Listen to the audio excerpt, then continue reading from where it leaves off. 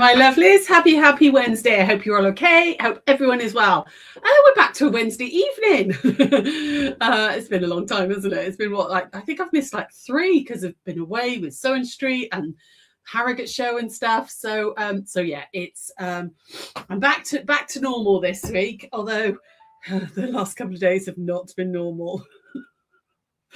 Oh, I'm trying to get something ready for the March Sewing Street, and me and Happy and Alex were up till nearly 3:30 in the morning because the artwork that I'd done originally wasn't in the right format, and it wasn't the right resolution and everything. It couldn't be printed, and we had to completely redo them. And I'm learning a new software package, but luckily I have like computer genius children who just stayed up with me, and we plowed through all of it, and something that took me like 20 hours to do, we've managed to do in about 6. So yeah, it was a long night, and I've been working from home today, and just, do you know when the list is really long and it doesn't ever seem to go down? It's kind of one of those weeks, but we will get there. We will get there, and all will be good, I'm sure.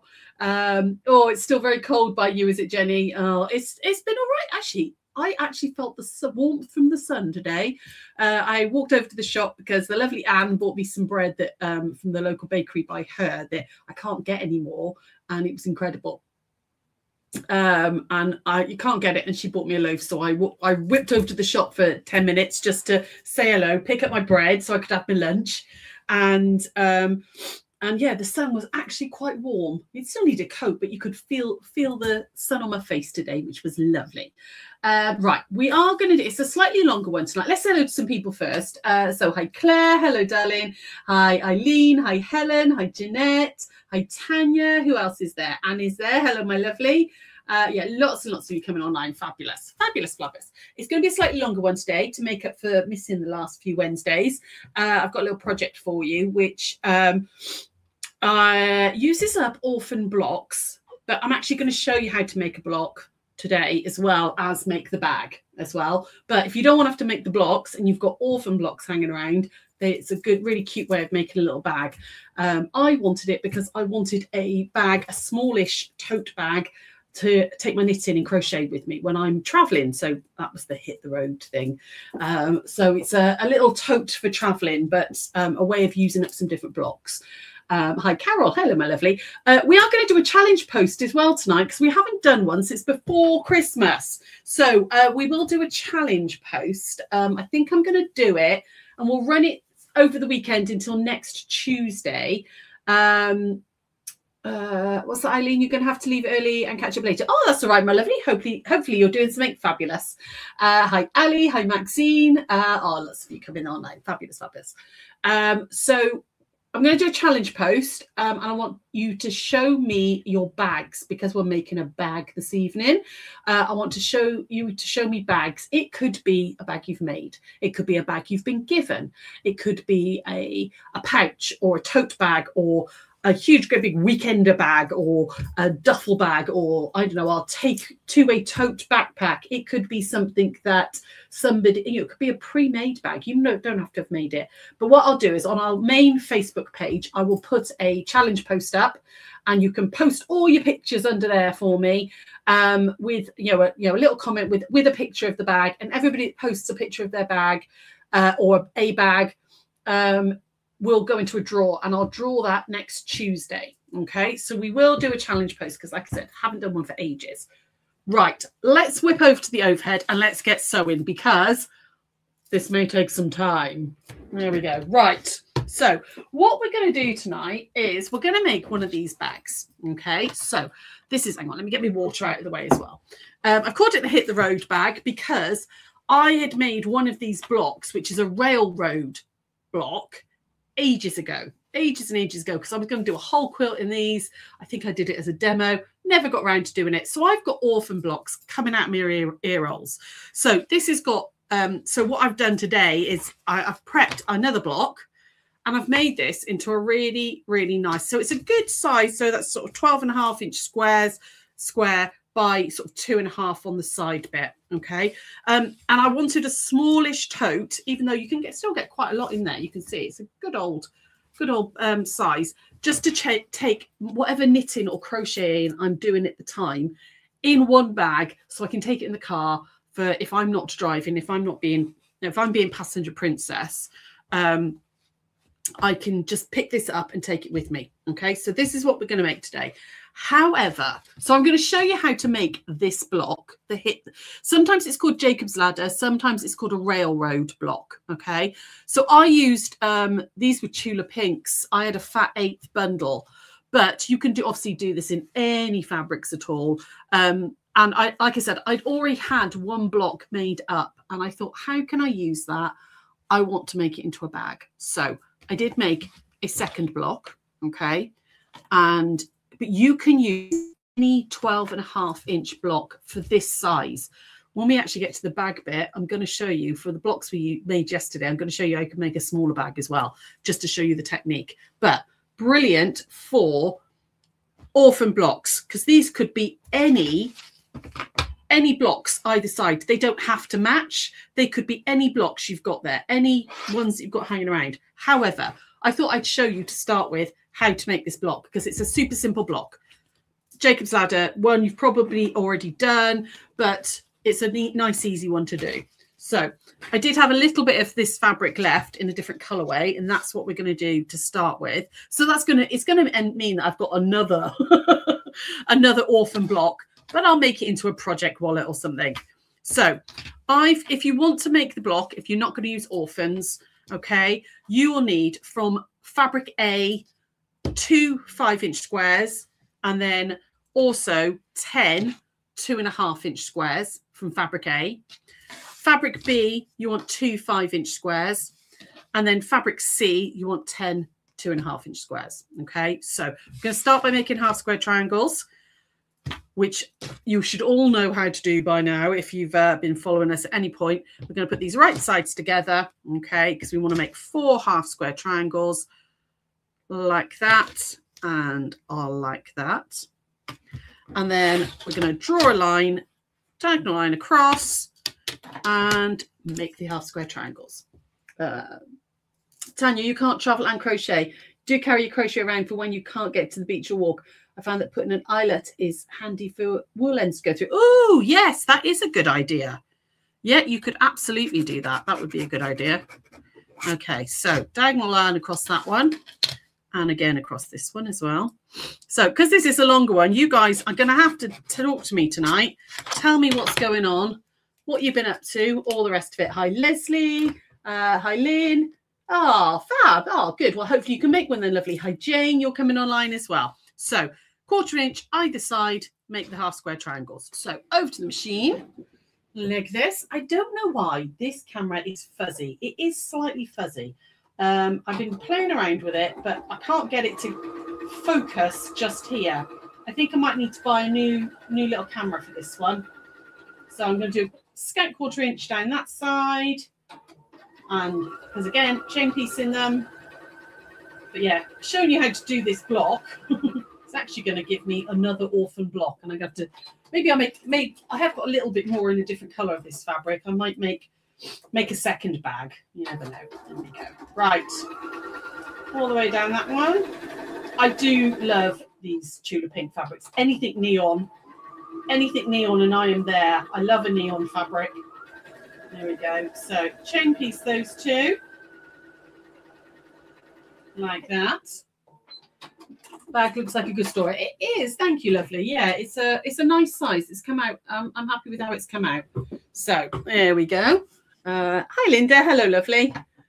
Right. So we're going to just snip those apart, and then use a ruler if you want to. But I'm just going to be a bit lazy and just cut up those drawn lines like that. Okay, and then we're going to iron these out and square them up to 4.5 inches. So you have the Prim Vary tool, so it helps. Oh, okay. I'm going to look into that. I got back into my knitting recently. I've said it a few times. I knitted lots and lots as a a teenager and younger woman, made, you know, stuff for the kids and all and everything.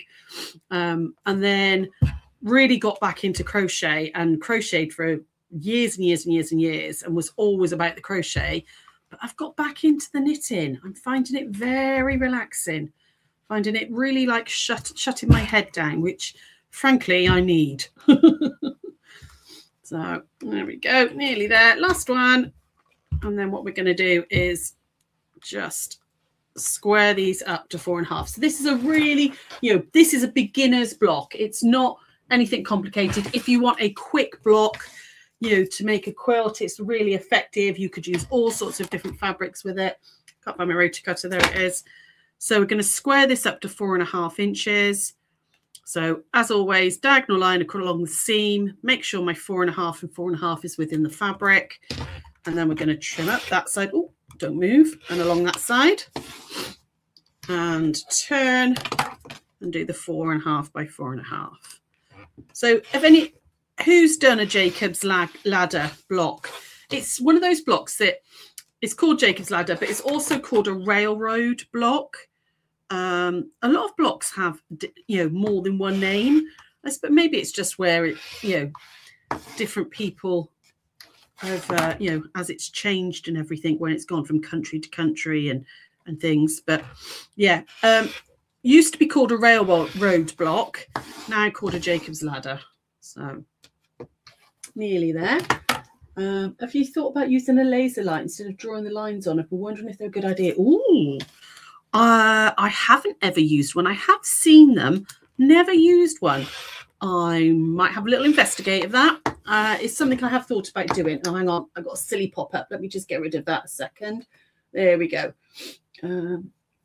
Fran, good evening. Hope you're not too late. Not at all, lovely. You were sorting out your budgie food. Fair enough. How many budgies have you got? Is he or she got a name? My mum used to breed budgies years and years ago. Budgies and cockatiels. He had a massive, great big like aviary, the whole length of the back garden, and until a very nasty neighbour punched a hole in the side of the aviary, in the side of the fence, and they all got out, and it broke my mummy's heart. It really did. She lost most of her budgies in cockatiels. But yeah, she used to breed them. She used to have loads of them. Have I ever tried the Clearly Perfect slotted trimmer yet? Nope, not tried it, lovely. Not heard of that one, not seen that one. Again, that's something I can have a little look at. So I've got 4.5 half square triangles. Okay, now what I'm going to do is, this is again super simple. We're just going to make 4 patches. So we're going to end up with them looking like that, and you need 5 of them. Okay, so I'm going to chain piece all this together. I'm going to make sure that I've always got the same one on the top to start with. Again, it just helps keep everything in, you know, in order. So I'm going to chain piece all of these, and we're going to make 5 4 patches as well. Okay, so I'm going to take these over to the machine. Here we go. Saying about the, what was it called, Clearly Perfect slotted trimmer. I'm not a big one for lots of gadgets. If I'm, oh, am I going to lose that thread? There we go. If I'm perfectly honest, I don't buy a lot of quilting gadgets. I think a lot of things, it's a bit like the wedding industry, the quilting industry. They come up with all of these gadgets and stuff, and I just think you don't need that. You've got it all. You've got it all. So you can, you know, pretty much square up anything with a square ruler, any size and anything, you know. So I'm not a massive one for buying a lot of gadgets, to be honest. What gadgets do, you know, I'm trying to think of sort of gadgets that I do like. I do like the shape cut, the June Taylor shape cut, or I know Creative Grids do one as well. I do like those, particularly if I'm cutting lots of strips for a quilt or something. That's a massive time saver. I do like my Thang, ones that Jean bought me.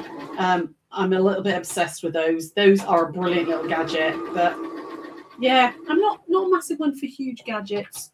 You've got a Vario tool. Which tool did you use? Oh, I don't know, my lovely. I don't know what whether that's you're asking me that or somebody else, hun. Fran, Grey is a big exhibition and a little over 2 years old. Ah, got a new friend called Ellis, end of January. She's not quite 3 months. Oh, bless. Oh, I like a budgie. I think they're cute. I think they're really pretty little birds. They always just most incredible colours as well, aren't they? You can get them in all sorts. My mum used to have like blue ones and green ones and yeah, loads and loads. Like a budgie. I can't have birds because my chest is too bad and like the dander and stuff is that you get off the feathers is not good for my asthma and things. Yeah, my mum used to have loads of them. Saw someone on YouTube last night knitting on circulars. Oh, now see, that is something I do, Fran. I only ever knit on circular needles now. Even in the straight, even when I'm on the straight, I knit circular. Because it's so much easier on my wrists. I'm just going to clip these and then we're going to iron them. So yeah, everything I do on circular needles, I buy I've got interchangeable ones. So I use like the same cable and I just change the needle end, depending on what size I'm using. And it took a little bit of getting used to. Oh, let me come back over here. There we go. Right. I'm just going to, you have to bear with me while I iron these out. So I want them ironed all towards the darker fabric. Yeah, the interchangeable, like the circular needles, they did take a weeny bit of getting used to. I was a bit like, oh, I'm not sure if I like this. But now I wouldn't do, I never ever use like, you know, normal knitting needles anymore. I only ever do it on circulars. It's so much easier on your wrists and your fingers as well, because you're not holding all of that weight and you haven't got it all bunched up. It all sits in like the cable. And the weight is so much easier. It's, yeah, it looks odd, but I love it. I genuinely love it. Exactly why you love your channel. You don't try and sell us gadgets. I'll only use it once. Oh, yeah. I mean, now and then I will absolutely, if I find something that I love, like I suppose an add a quarter ruler. I was just using that then. I don't consider that to be a gadget, even though it really is, because it's got that lip and I do a lot of FFP and FPP. So actually that add a quarter ruler technically is a gadget, but I would 1000% recommend that because I love it. I love it and I use it a lot. But there are a lot of gadgets out there that you aren't ever going to use. So, right, because I've done them all towards the stripe fabric, you can now pop those 4 patches together like that. Nest up that center seam, pin it if you want to. I'm going to be lazy. I'm not going to pin.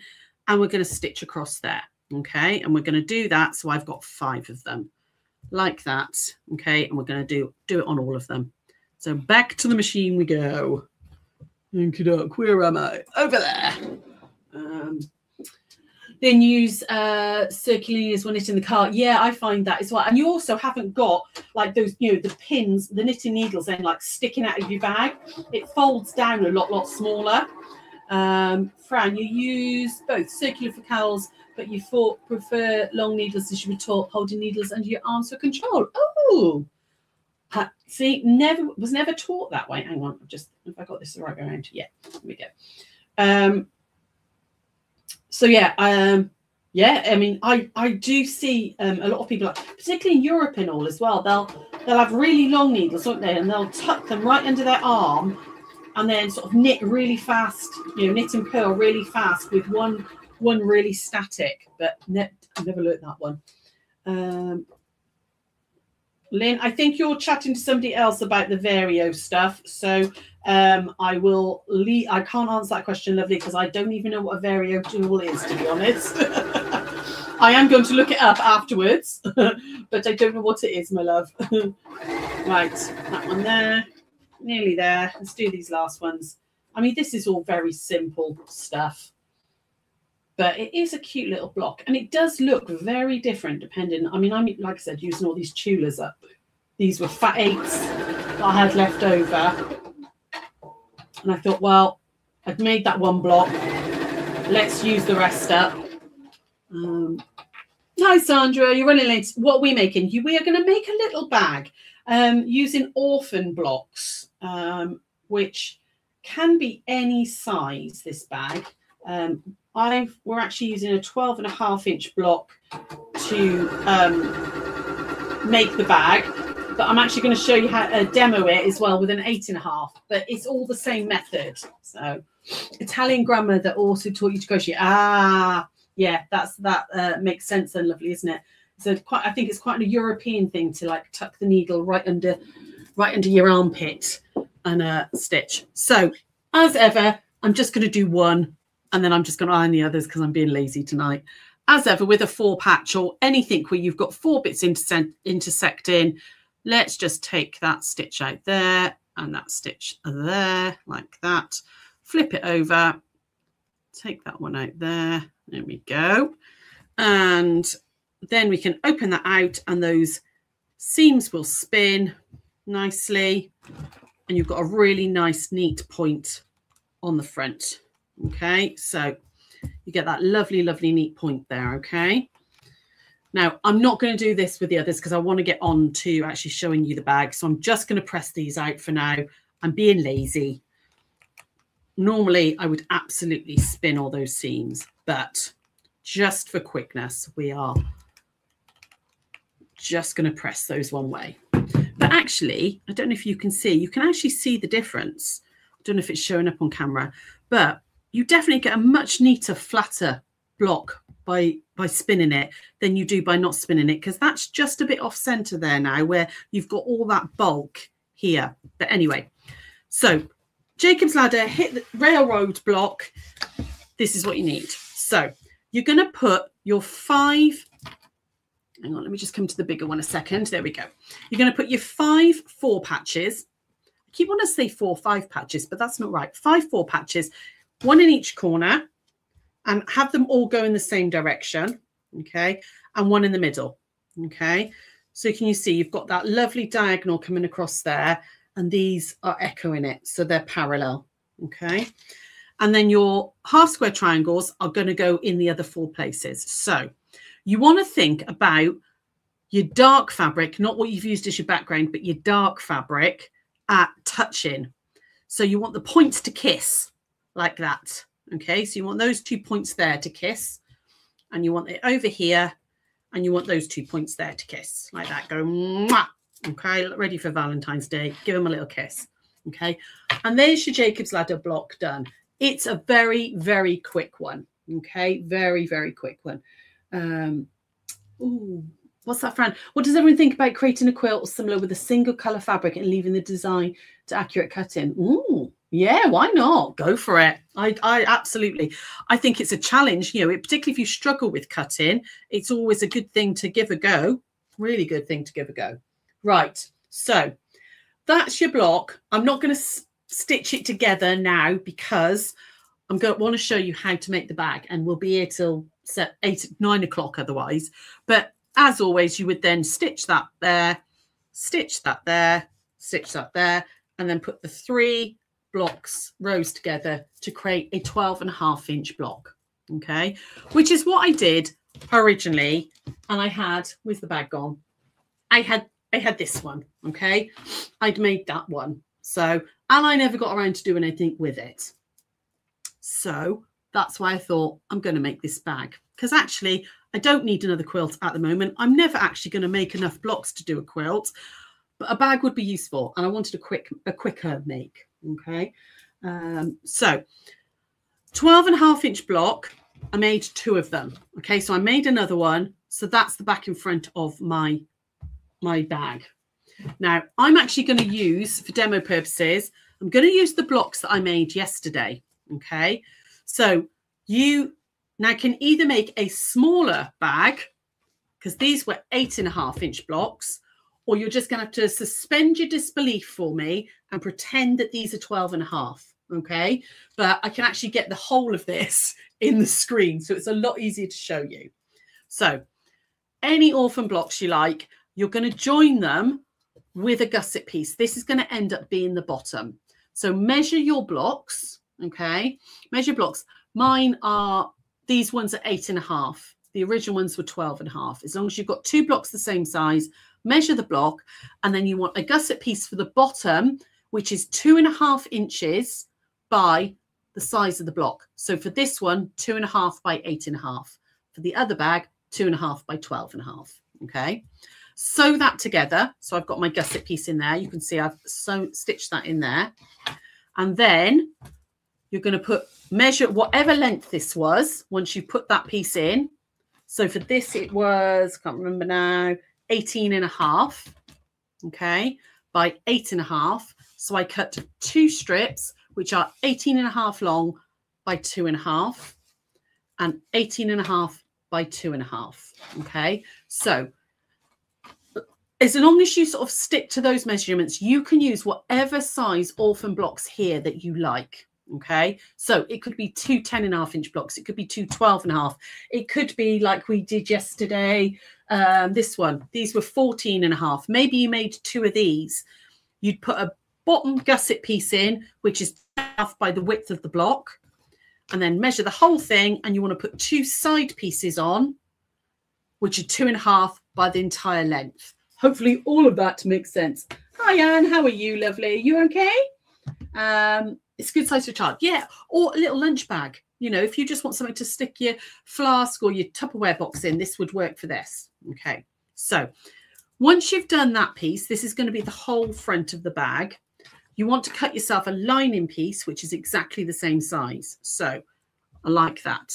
Okay, so measure length and width and cut yourself a lining piece. Okay, I've also made a couple of handles, again out of scraps. So on the big bag, they started as 4 inches wide, and then we folded them in half, and top stitched. On this one, I did them 3 inches wide because it's a smaller bag. This is my center seam. So remember, this is going to be the top edge, and this is going to be the top edge of the bags when it's folded. So I want to put my handles in. I want to base them in the center of these. So from that edge there, I'm going to measure from that center seam there, or whatever your block is. Basically ignore the sides. You want to find the center of the block, and you want to measure out about 2.5 to 3 inches. Okay, so I'm going to measure out 2.5 inches. I'm going to put mine just there. So 2.5 out from there, grab a clip, and then 2.5 out from there, which is just here, making sure I don't twist that one. Again, you can vary the length. You might want a little carry handle on it, or you might want a longer shoulder strap on it. You know, I've just gone with what I had in my scraps.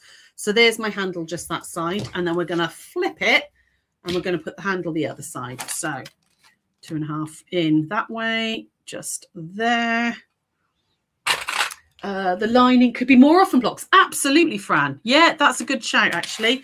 You know, if you've got more orphan blocks that you're not as keen on, you know, maybe they were like sample ones where you were just testing a pattern, you could use those for the lining, as long as you make it up to be exactly the same size. So we're going to base those in place, and then I'm going to show you the next bit. So over to there, and we're just going to base these down. Just move that iron back out of the way. So what are you all working on at the moment? Is anybody up to anything interesting? I am working on another quilt along. It's going to be a couple of months, to be honest, because we've got retreats and all sorts happening. But I have started a new quilt along, which I will be doing. I'm hoping to do that towards the end of May. And will probably be like a 6-week one where we do a part every 6 weeks. So there we go. Just base that one in as well. And your next decision now is whether you want it with any wadding or not. Orphan blocks are good for journal covers. Yes, Sandra, they really are. Absolutely. Yeah, orphan blocks are journal covers. You think one of the handles is at 2 inches? Oh, it might have been, Claire. I'm not going to worry about it right now, to be honest. I'll measure it quickly now. Let me double check. Maybe I did it as 2. Did I do it as 2? I don't know, guys. Did I? Let's find out. That's because I'm too busy talking. Right. That one is 2. You're right. That's 2.5. Okay, let me just, look, I'll be a good girl and I'll change it now. In fact, actually, I'll give this little one away with the prize on the challenge post. So I'll be a good girl and I'll change it. Thanks, Claire. Good shout. It's because I was looking at the comments and not the ruler, isn't it? When will we know the fabric requirements for the quilt retreat? Very shortly. That quilt is all done. Well, it's not made, but it is all designed and ready to go.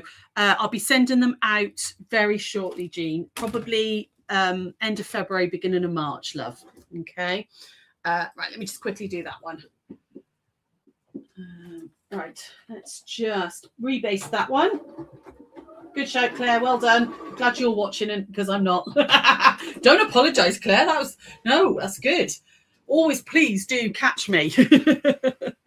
Right, sorry, I'm just going to come back here a second. Hi, Anne. Hello, darling. Great watch as always. One of your groups on Friday, we managed 33 different sized tote bags in 4 hours. Oh, that's incredible. Well done. And donated them. Oh, super, super work. Thank you, my lovely.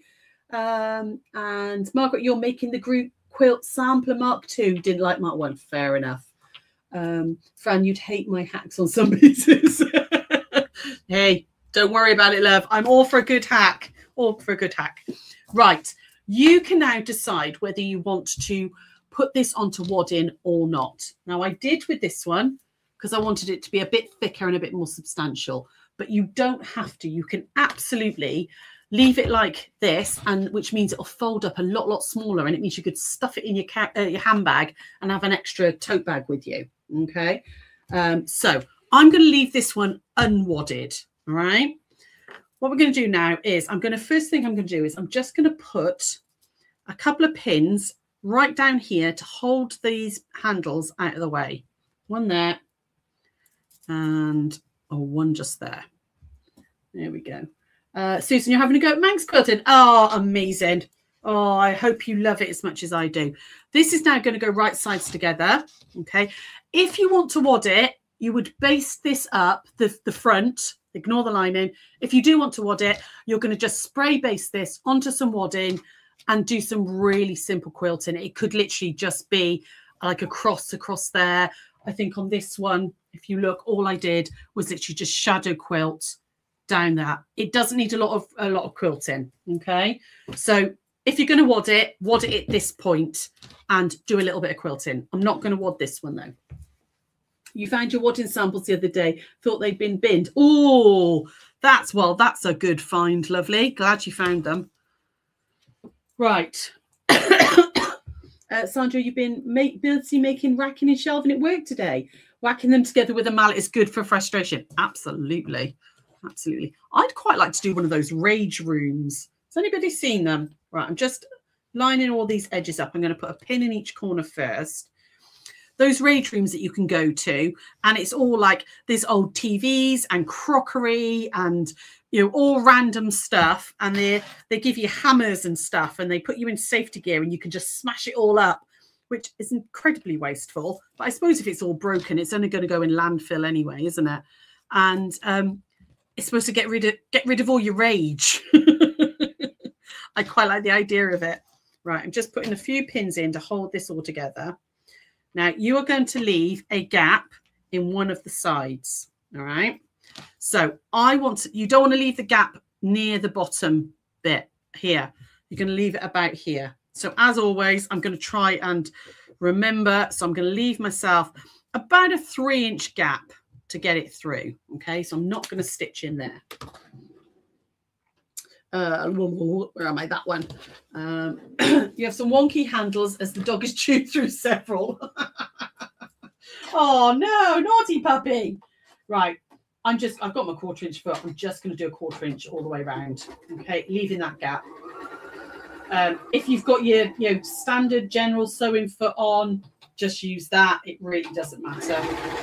Okay, so we go across the top. There we go. All the way over. I suppose you could make this bag with a single piece of fabric as well. You don't actually have to use orphan blocks, but I thought, why not? There we go, all the way down that side. Whizzing down as we go. What's that? All could be taken to a repair event for repurpose. I don't like waste either, lovely. I don't like waste. I just, you know, sometimes I think it'd be really good to get the rage out. Sometimes you need a little bit of a de-stressor, and I quite like that idea. You know, I always like it when like you go to like Greek restaurants when you're abroad and they do the plate smashing. It always just appeals to me. Maybe I'm a bit of a destructo girl. Or you could just use a panel. Yes, Jean. Like very often I bought panels and then think, oh, I don't know why I bought that. But you could just use a panel. That would be a really good idea. Really good idea. Right, down the last side. There we go. Just realign that bit there. And I'm going to stop down here where I put my little red mark. There we go. Right, and just back stitch there. Got it. Oh, I tell you what, we're doing good for time. I thought this was going to be a lot longer. We've still got a little bit to do, but I thought this was going to be a lot longer. So we're doing. I was well prepped. Doing good for time. Right, so pins out. Now remember, there's a couple of pins in the center holding those handles down. So be careful when we pull this through. Scissors are here, so we're going to trim those corners like that. We had a bit of good news today. Our youngest has had 2 unconditional offers for university. So they are going to be off to uni in September. They really want Cardiff University. We haven't heard back from them yet, but she did get one from Swansea and one from unconditional offer from Swansea and one from University of South Wales as well. So very, very chuffed with that. Particularly as they're unconditional as well. So that's good. Right, I'm just going to iron where that little turning gap is. I'm just going to iron that over to make it a bit easier later on. There we go. Right, she who mule kicked a gaping hole in a wall as a teenager.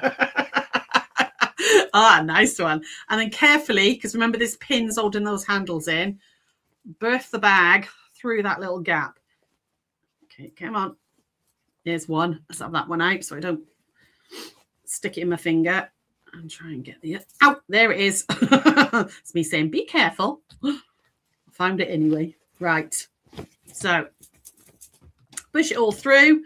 And where's the gap? And then get your finger in there. And this is what I use my knitting needles for now. An old plastic one. Getting in all there like that. And... one in there. Did anybody watch Gail from Endless Thread on Sewing Street today? She had amazing shows, brilliant sellout shows, which was fantastic for her. Although she's going to have a lot of packing to do now, but really pleased it all went well for her. Her stuff is so super cute. We're sharing a stand in, well, not sharing a stand, but we're next to each other in the new Bill Thwells show. So that'll be nice because we spent a few days with her. Everything's been so hectic the last few months. We haven't really had a proper catch up. It's all been very quick. Right, I'm just trying to roll that seam a little bit, and I'm going to give it a really, really good press now. Okay, you can get the best press out. Give it a good press. Okay, that's all come together nicely. Let's just get that bit there out. Okay, and then these would be really cute book bags for kids as well, I think. That sort of, or a bag that would, stay in the car with like toys or colouring books and stuff in them, a few books and things, keep them entertained in the car. Because actually this handle could go over the back of the headrest and it could sit the other side because it's nice and flat, because I haven't done wadding in this one. I think it would work quite well. Right, where's that turning gap? There it is. Let's just get that nice and neat. Still doesn't look much of it like a bag at the moment, but it is going to in a minute, I promise. Right. Let's just line that up nicely and press that well. And I did actually just need to roll that in a little bit to line it all up. Here we go. Lots of you have been asking, actually, while I think about it. I don't know why it's popped in my head. The 9-degree wedge ruler is back in stock. It is on the website if anybody needs one. I know a lot of you have been making loads of the spiral bargellos, and we sold out, and they are back in stock now. So those are back on the website. We also had a few of the Hexie Manx and Diamond Manx left from Sewing Street. There were a few left over. I've put those on our website too. I'm just going to top stitch just that tiny little gap. You're never going to see it, is because it's going to end up being on the inside. So I'm just going to top stitch that closed. Okay. Notice the grindstone of work that has it on in the background. Oh, lovely. Pity nobody's going to stitch in March. Yeah, it's not. We don't tend to do any of the what I call a general craft show. You know, that's got paper craft and jewelry and everything in it. To be honest, we just don't sell well at those shows. And when the stands cost so much, and then you've got hotel costs and all the rest of it, it's difficult. So we don't tend to do the general craft shows very often. Now and then we do one. We tend to stick to sort of the fabric only ones, either Grosvenor or like Festival Quilts and stuff like that. Right. Okay, so let me get this all cleared down. What you're going to do now is, this is the slightly odd bit with this little bag. Where this side piece is here, along this seam here, we're going to fold that back. Okay, so I'm going to fold it along the seam like that. And I need some clips again. I should probably have not done a patterned line in, and then you'd have seen it easier. But can you see I've folded it back right along that seam and put some clips in just to hold it flat right along the seam edge. And we want one more clip. Where are they hiding? Up there. There we go. Okay, like that. And we're going to do the same the other side. So fold it over on that edge like that. And again, let's put some clips in to hold it down. And then we're going to top stitch all the way down this edge. Okay, and what that's going to do is create like almost like a little faux piping, which is going to give this, make it this the sides of the bag. This bit becomes the sides, and it gives it like quite a sort of rigid rigidity. That's the word I'm trying to think of. Rigidity. That's a hard word to say. To the bag. Okay, gives it a bit of body. So we're going to stitch about a less than a 1/4 inch, not quite an 1/8, all the way down. Sort of top stitch all the way down. Okay. Right, over we go. Judy, found you at last. It was lovely to meet the Harrogate. Oh, you too, lovely. I followed you now, so you shouldn't miss any more. Brilliant, brilliant. Looking forward to hearing if you ever find a recipe. Judy, sorry, if they did have one the other day on the Days Gone By in Cheltenham. I've screenshot it. I will post it in Gigglers, okay? And then I'm going to test it first, and then I will post it on Gigglers, okay? See if they actually come out as dripping cakes, or as how I remember a dripping cake anyway. So I'm doing it's just between an 1/8 and a 1/4 of an inch, just like where you top stitch, basically, all the way down. Sorry, that was a very random conversation then. I met Judy at the Harrogate show, and we are both from Cheltenham originally, and there's like a Cheltenham delicacy called a dripping cake, which sounds disgusting, but are one of the best things in the world. And the recipe is like the bakery that used to make them. You could only get them at like one bakery, and the bakery that used to make them has gone years and years ago now. And people have been trying to recreate these cakes. I mean, we say cake, it's more like a bit like a lardy cake, sort of tea cake, but sticky and gooey and full of sugar and terribly unhealthy. But oh, I do miss a dripping cake. And I don't know about you, Judy, but I never had the fruit ones. Okay, I never ever had the fruit ones. I only ever had the plain ones. But my dad used to love the fruit ones. So just doing this little bit of top stitching now, all the way down. Nearly there. Okay, and then back stitch. I promise when I give this away, okay, I will, I'll clean this all up and I'll trim the threads. This is basically creating a gusset at the side, Fran. That's right. So can you see this is now creating like a gusset, okay? And you've got these ridges here and here, which are going to be up the side of the bag and give it a little bit of stability. Okay, so what we're going to do now is we're going to fold this in half with the line inside out. So we're going to line that up like that. Okay, line up those seams there, and you're going to push them both sort of inwards and line up that bit there. And again, let me grab my clips back. Hi, Melanie. How are you, lovely? Tanya, you bought from Gail today as well. Fabulous. Fabulous, fabulous. Like that. And line up this corner here and tuck those in so they're all going the same way. Like that. And then make sure it's nice and flat. There we go. Okay, and we're going to stitch down this edge now. Now, you've got no raw edges because obviously we've turned it through. So we're just going to stitch down 1/4 inch all the way down there. And we're going to do exactly the same on the other side. So flatten that out. And we're going to stitch all the way down there as well. Okay. Nearly done. And then once we box the corners, it's going to all be done. So let's just drop my needle in there, 1/4 inch or whatever you're using as your seam allowance. There we go. Oh, Fran, I can't read your comment in a minute, my lovely. What does that say? Try shortbread biscuit recipe mixed with natural yogurt, chopped peaches, pears, and bananas. Oh, sounds delicious, but I wouldn't eat the fruit. Okay. One thing that some people know about me is that I adore vegetables. There's not a vegetable I won't eat, and I eat a lot of veg, love veg. I don't eat any fruit. I don't like fruit, never have. The thought of putting a banana in my mouth, whoa, no. I would eat I love melon, actually, that's a lie. I do eat melon, all forms of melon, and I would eat an apple and a push, but all other fruit, no, just don't like it. Never have. Not a fruit person at all.